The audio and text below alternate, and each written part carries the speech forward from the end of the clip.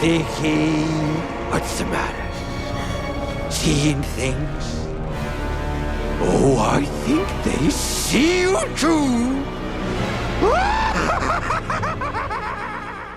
O ciclo se fechou ou será que ele apenas começou de novo? Se você, assim como eu, ficou encarando a tela preta depois daquele final avassalador de It Welcome to Derry com a mente explodindo em mil teorias, você tá no lugar certo. O Pennywise não apenas hibernou, ele reescreveu as regras do jogo. A revelação de que o tempo é o loop pra coisa muda completamente o que a gente achava que sabia sobre o universo do Stephen King. A gente saiu de 1962, mas o terror é atemporal aqui. E hoje a gente vai mergulhar nas sombras do que vem por aí, a data de estreia, a polêmica da renovação, o cenário brutal de 1935 e, claro, a teoria de que o Pennywise está tentando apagar o Clube dos Otários da Resistência. Mas antes de começar, você já sabe, já deixa aquele like, se inscreve aqui no canal e também ativa o sininho das notificações para você ficar por dentro de tudo que eu for postando aqui. Então, bora pro vídeo.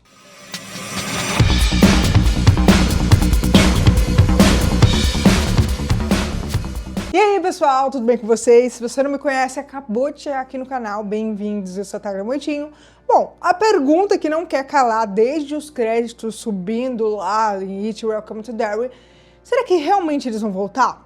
Olha, sendo bem sincera aqui com vocês, eu acho que os bastidores da HBO tá tão caótica quanto o Derry, tá? A gente tá vivendo um momento caótico, sabe? E estranho na indústria, com rumores de fusões, a Paramount em cima entrando na jogada, a Netflix rondando a HBO, os executivos estão em guerra.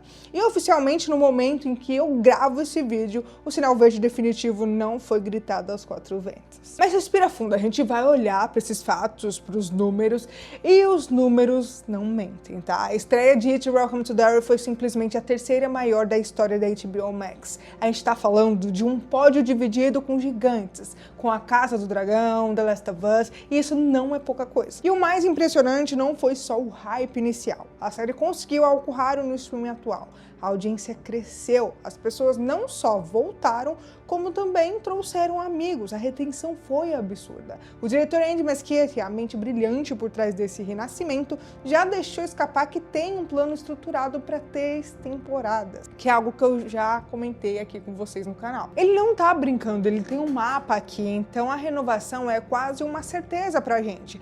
Agora, sobre o quando, peguem suas agendas e marquem a lápis, porque a espera vai ser longa, com certeza. As produções desse nível, com esse cuidado estético, efeitos práticos, não são feitas da noite pro dia. Seguindo o padrão aí de Euforia, por exemplo, a gente tá olhando para um ciclo de 2 anos. A minha aposta aqui seria lá para 2027, em outubro. Sim, eu sei, é ruim esperar tudo isso, mas pensem comigo. Isso é um tempo perfeito para eles alinharem o lançamento com Halloween novamente e entregarem algo que supere o que a gente acabou de ver. Agora, bora entrar nessa carne podre do assunto, a narrativa.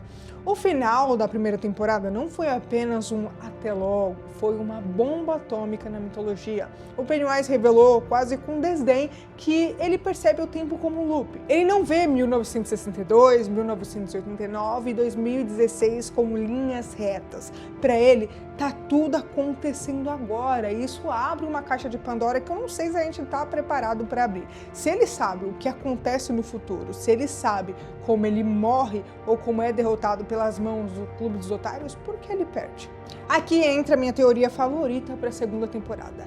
E se o Pennywise não estiver apenas se alimentando? E se ele estiver tentando mudar o destino? A gente viu a Beverly aparecer e isso eu acho que não foi só um fanservice gratuito, isso foi um aviso. A coisa sabe quem são os seus inimigos. A teoria de que o Pennywise está preso nesse ciclo a cada reiniciação, a cada despertar de 27 anos, que ele tenta uma estratégia diferente para evitar a sua derrota final, é como se ele estivesse jogando um videogame onde ele já sabe onde os inimigos estão, mas por alguma razão cósmica, talvez a vontade da tartaruga ou do outro, quem lê os livros sabe, ele sempre falha. Mas e se na segunda temporada ele tentar algo mais drástico? E se ele decidir ir atrás das raízes? A fala da Ingrid da linha do tempo de 1980, dizendo que ninguém que morre aqui realmente morre, dá uma ideia de purgatório temporal. Imagine um cenário aqui, o Pennywise percebe que não consegue matar as crianças em 1989, então o que ele faz? Ele volta para 1935 e o alvo não são mais as crianças aleatórias. O alvo pode ser, sei lá, os avós ou pais do Bill, da Beverly, do Rich. Se ele apagar a linhagem, o Clube dos Otários nunca nasce. O ritual de Shud nunca acontece. Ele vence. Essa possibilidade de guerra temporal transforma a série de um simples horror de monstro para uma série de ficção científica existencialista. Antes de eu seguir o vídeo aqui com vocês, deixa eu contar uma coisa assim que é bem pessoal minha e eu queria trazer para vocês. Aprender inglês não precisa ser chato. Na Idioma Independente, as aulas são baseadas no que você gosta, música, gêneros de filmes, séries, é interesse pessoal, sabe? Eu, por exemplo, gosto muito de filmes de terror, ficção científica, que vocês sabem. E eu tive aulas que eu amei, assim, e eu tô tendo aulas com eles, eu não vim aqui só falar para vocês, olha, participem, vão lá, tem uma aula com a Idioma Independente. Não, gente. Realmente, eu tô estudando com eles e assim, eu amei, de verdade, eu tô amando. Eu tô tendo aula de Alien, que eu amo, que eu venho aqui falar com vocês. Eu tive aula de Guns N' Roses, que é uma banda que eu amo.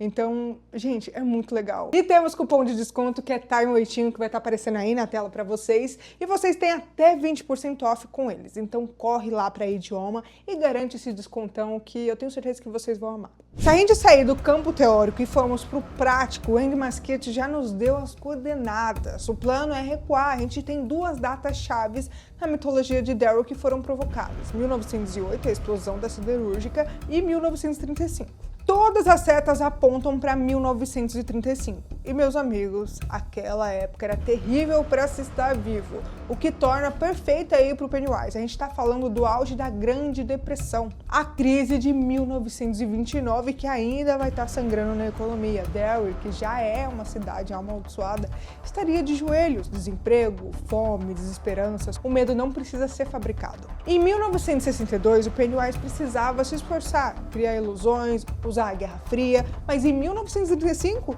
o medo vai ser o ar que eles respiram lá. Pra coisa, isso é um banquete servido de graça para ele. O tempero do medo da carne aí já vai estar lá, ele não precisa fazer nada. As pessoas estão fragilizadas, paranoicas, a mente coletiva da cidade está quebrada e isso muda a dinâmica da série. A gente não vai ver um monstro que precisa se esconder tanto como a gente vê antes. A gente vai ver um monstro que caminha entre as pessoas que desistiram da vida. A atmosfera vai ser mais pesada, mais suja, mais fria, assim. E é nesse cenário de miséria que entra um dos eventos mais sangrentos e icônicos da história de Daryl, que foi provocado na primeira temporada, o massacre da Gangue Bradley. Vocês lembram quando Dick Halloran sentiu aquela energia maligna vindo do carro de Al Bradley? Aquilo não foi por acaso. Aquilo foi um foreshadowing gritante. Para quem não conhece a história profunda do livro, a Gangue Bradley era um grupo de bandidos, liderados pelos irmãos Al e George Bradley, que usavam Daryl como esconderijo. Eles achavam que eram predadores, mal sabiam eles. A história diz que a cidade, os cidadãos de bem, entre muitas aspas, de Daryl, cansaram dos bandidos, mas não foi uma prisão policial. Foi uma emboscada, uma execução em praça pública. E o mais aterrorizante, o Pennywise estava lá. Testemunhas da época relatam ter visto um palhaço no meio do tiroteio, não participando, mas regendo, absorvendo a violência. A segunda temporada tem a obrigação de nos mostrar isso. Vai ser o equivalente ao incêndio da Black Spot. A gente vai ver como a influência do It corrompe não apenas indivíduos, mas também a moralidade de uma cidade inteira. Cidadãos comuns, o padeiro, o médico, o policial, transformados em assassinos brutais sob a influência da coisa. Será que a gente vai ver o Pennywise sussurrando nos ouvidos dos cidadãos, incitando a violência, transformando o medo da criminalidade em uma fúria assassina? Outro pilar central aí nessa nova temporada deve ser a Ingrid. A gente só viu o que ela se tornou no futuro, mas como ela chegou lá? A temporada deve focar na origem dessa loucura. A Ingrid após a morte do pai e a adoção da persona do Pennywise. De se tornar uma serva, uma alimentadora, a relação dela com a entidade é uma dependência tóxica sobrenatural. E para onde essa história vai nos levar? Para o lugar mais assustador de qualquer história de terror. Juniper Hill. Eu acredito fortemente que Juniper Hill vai ser a escola dessa temporada, sabe? Em vez de corredores do colégio, armários, a gente vai ter a questão do tratamento de choque, que é comum naquela época, e mentes fraturadas dos pacientes. Imagine o Pennywise solto dentro de um manicômio em 1935. Ele nem precisa se transformar em monstros ou algo assim, a realidade ali já é monstruosa. A gente pode ver a Ingrid começando a levar as crianças para lá também, ou usando os pacientes esquecidos pela sociedade como oferendas para coisa. A degradação mental dela de uma vítima para uma cúmplice vai ser o fio condutor dramático. É a tragédia humana que dá o peso ao horror sobrenatural. Ela acreditava estar vendo o pai, mas ela estava apenas alimentando o parasita que o matou. Agora, e se o Pennywise vencer? E aqui a gente chega no ponto mais perturbador. E se a série de It Welcome to Derry não for uma prequel direta, mas uma sequência disfarçada de prequel em um loop temporal? Eu sei, parece meio confuso, mas fica aqui comigo, porque o Pennywise disse que o tempo é diferente para ele.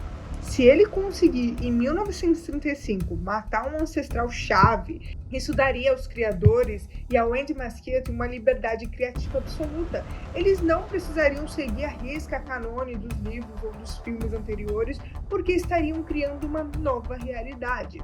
Eu sinceramente adoraria ver isso. Imagina a coragem de terminar a série mostrando que os otários nunca nasceram, ou que a história mudou.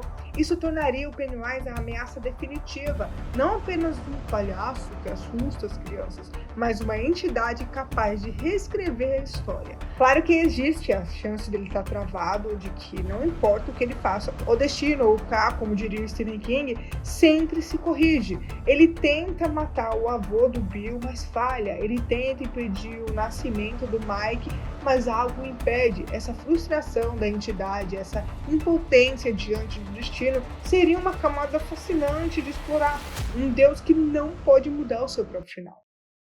Resumindo aqui, a segunda temporada de It Welcome to Derry tem tudo para ser ainda mais sombria, visceral e psicologicamente complexa do que a primeira. Sair dos anos 60 e mergulhar na sujeira e desespero de 1935 é a escolha perfeita. A gente vai ter a Gangue Bradley, a gente vai ter a Ingrid descendo na espiral de loucura em Juniper Hill, temos o Pennywise furioso, consciente do tempo e talvez, apenas talvez, tentando quebrar as correntes do seu próprio destino. A espera até 2027 vai ser longa, eu sei, eu também não gosto disso, mas se tem uma coisa que a gente aprendeu em Derry é que o mal vale a pena esperar, porque ele sempre volta. E agora eu quero ouvir aí de vocês, o que vocês acharam dessa teoria de loop temporal? Vocês acham que o Pennywise pode alterar o futuro ou ele tá condenado a repetir a história para sempre? E quem aí tá ansioso para ver o massacre da Gangue Bradley em toda a sua glória sangrenta? Me conta aqui nos comentários. E se você curtiu esse vídeo, já deixa aquele like, se inscreve aqui no canal e também ativa o sininho das notificações para você ficar por dentro de tudo do que vem por aí. E olha, quer dar aquela força extra aqui pro canal? Vira membro. Além de você ter um selo especial nos comentários e lives, o seu nome pode aparecer aqui nos próximos vídeos e você ainda assiste tudo em primeira mão. E não sai daí porque tem mais conteúdo insano esperando pra você. É só clicar no vídeo e vai estar aparecendo aí na tela agora. E bom, por hoje é isso. Um grande abraço e até o próximo vídeo.